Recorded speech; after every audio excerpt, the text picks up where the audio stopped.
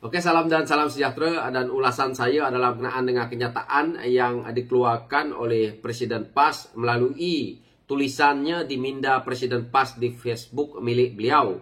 Dan hari ini saya lihat kenyataan yang dikeluarkan di Malaysia Gazette, yang mana kenyataan Presiden PAS ini mengatakan bahawa hanya Melayu bersama Islam jadikan semua bangsa selamat. Dan dalam kenyataan ini juga beliau kata bahawa hanya Melayu yang tidak sayangkan kaumnya, yang berada di luar tabi'i atau menegak bersama fanatik kaumnya sahaja merosakkan Melayu itu sendiri dan merosakkan semua bangsa dalam masyarakat mazmuk. Sebaliknya, hanya Melayu yang tegak bersama Islam akan menjadikan Melayu selamat dan semua bangsa selamat. Dan apa yang beliau kata juga, menurutnya juga, bahawa sekiranya orang Melayu angkuh seperti iblis, sudah pasti mereka tidak akan memeluk Islam dengan mudah. Dan beliau juga menjelaskan bahawa ini kerana Islam dibawa oleh pendatang asing daripada kalangan bangsa Arab dan India Muslim yang bukan Melayu. Daripada kenyataan yang dikeluarkan oleh Presiden PAS yang suka mengeluarkan kenyataan berbau perkauman, pada saya kenyataan ini adalah amat bercanggah. Kerana apa yang dimaksudkan hanya Melayu bersama Islam jadikan semua bangsa selamat. Maksudnya kalau Tan Sri Abdul Hadi Awang selaku Presiden PAS merasakan bahawa kenyataan ini hanya untuk di Malaysia, kita rakyat Malaysia faham. Yang mana pada saya, hari ini kalau beliau nak cerita tentang Malaysia, daripada dulu sampai hari ini, Perdana Menterinya adalah Melayu. Begitu juga raja-rajanya, Raja Melayu. Begitu juga perlembagaan kita ikuti. Begitu juga dengan sultan-sultannya, yang di-Pertuan Agungnya, dan pemimpin-pemimpin penting dalam kerajaan rata-ratanya Melayu. Jadi apa yang masalahnya dibicarakan oleh Presiden PAS ini dalam kenyataannya melalui minda Presiden PAS ini? Yang mana kalau kita lihat, hari ini saja, kerajaan yang tertubuh adalah kerajaan yang sah, bukan daripada luar tabi'i. Kerajaan yang ada hari ini adalah satu kerajaan yang telah dibentuk melalui pilihan raya, dan akhirnya parti yang mendapat majoriti kerusi dalam Parlimen Malaysia ni, gabungannya adalah Pakatan Harapan, bukan Perikatan Nasional. Jadi, saya rasa Presiden PAS ni bermimpi di siang hari. Pakatan Harapan ada 83 kursi. Perikatan Nasional ada 73 kursi. Siapa yang sepatutnya diberi laluan untuk membentuk kerajaan? Dah jelas, kalau kita ikut demokrasinya, harus Pakatan Harapan menentukan siapa yang nak bersama mereka. Itu yang sewajar yang telah pun kita lihat hari ini. Jadi tidak perlu dipertikaikan. Kalau nak kata Perikatan Nasional menang, parti PAS banyak kursi. Baru kali ini PAS ada banyak kursi. Kalau dulu PAS nak cerita macam ni, dulu DAP paling banyak kursi. Tak ada pun DAP angkuh. Jadi sentimen perkauman yang nak dimainkan oleh Presiden PAS ni seperti orang nyanyok. Yang mana juga kita tengok kerajaan yang terbentuk hari ini bukankah ini tokoh Melayu? Bukankah ini orang-orang Melayu? Dia nak menceritakan tentang Datuk Seri Anwar Ibrahim sendiri. Nak mencerita timbalan presidennya. Timbalan Perdana Menteri. Kita ada Fadilah daripada Sarawak. Bukan Melayu ke? Jadi Presiden PAS ni keluar kenyataan pada saya. Beliau tidak sedar. Luar tabi'i adalah parti PAS yang tidak pernah menubuhkan kerajaan, duduk dalam kerajaan ni melalui kemenangan. Tak pernah. Kita lihat, pertama kali PAS masuk dalam kerajaan, PAS adalah parti kalah.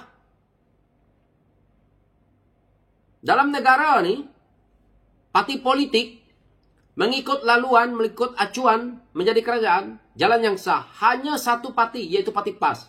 Nak cerita UMNO melalui Barisan Nasionalnya menang banyak kali pilihan raya dan jadi kerajaan.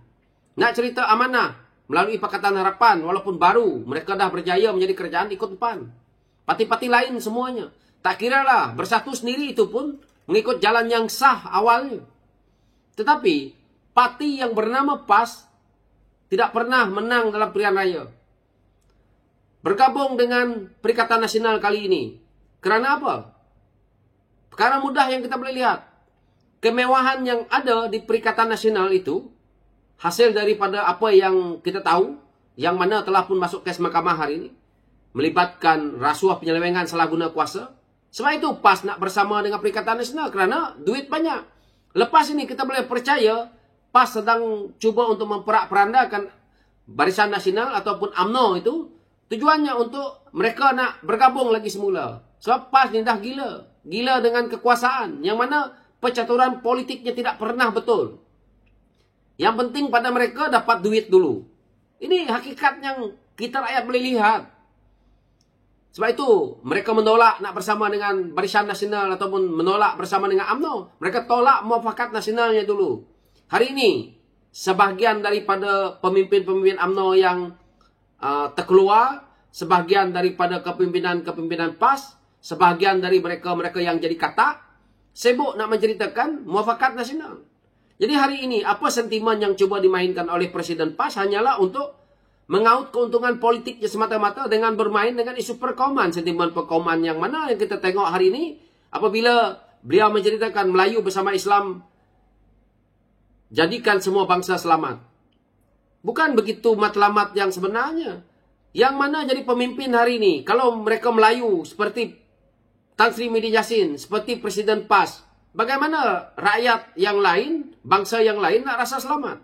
Saya rasa apabila Presiden PAS berada dalam kerajaan, kaum yang ada di Sabah Sarawak tak rasa selamat. Kerana kita dah tahu bahawa Presiden PAS ini bermain dengan sentimen perkauman dan agama yang begitu mendebal sekali dan tajam sekali ke atas. Pemimpinan politik apabila tajam sekali permainan perkaumannya ini, maka agak sukar. Kita hari ini, negara Malaysia ini, negara berbilang kaum. Presiden PAS ini sendiri duduk dalam politik begitu lama sekali. Tetapi beliau bermain dengan sentimen perkauman seolah-olah Malaysia ini bukan milik kepada kaum lain juga. Ini yang cuba beliau mainkan. Beliau tidak pernah nak lihat bahawa apa dia perjanjian Malaysia itu terbentuk melalui MA 63. Presiden PAS ini sudah pun melanggar MA 63 itu dengan bermain dengan sentimen kaum dan agama. Jadi ini masalah yang ada kepada PAS ini melalui presidennya yang pada saya mengeluarkan kenyataan-kenyataan yang agak songsang. Parti PAS lah parti yang boleh kita katakan berada dalam politik ini dengan bermain dengan sentimen kaum dan agama dan akhirnya mendubuhkan kerajaan luar tabii. Tak malu ke? Keluar kenyataan seolah-olah diri sendiri betul. Tapi hakikatnya tak kemana-kemana. Ke laut semuanya. Jadi hujah beliau hari ini hanya itu. Bermain dengan isunya Islam, bermain dengan isunya Melayu.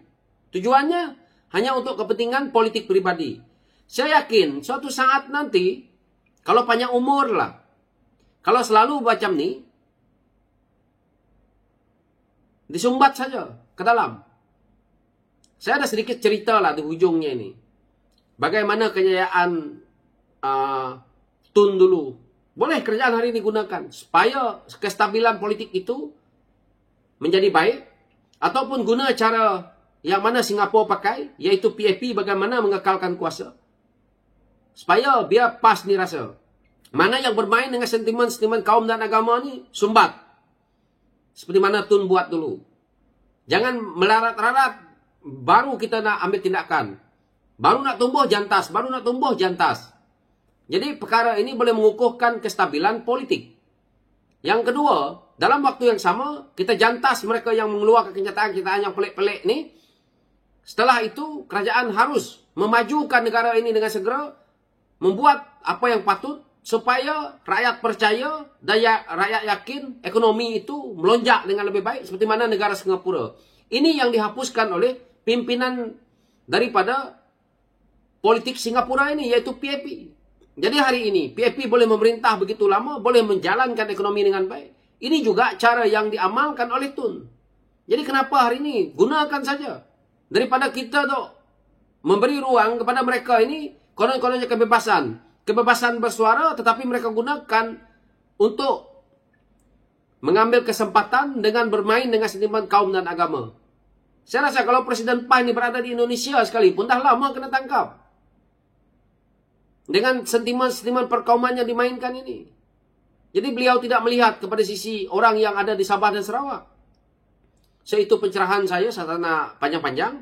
Dan saya tak nak juga mengulas berkenaan dengan isu ini lebih sangat. Saya harap rakyat di luar sana paham. Dan saya harap pengundi di PRN akan datang tolak parti yang bernama PAS ini. Sekian, terima kasih.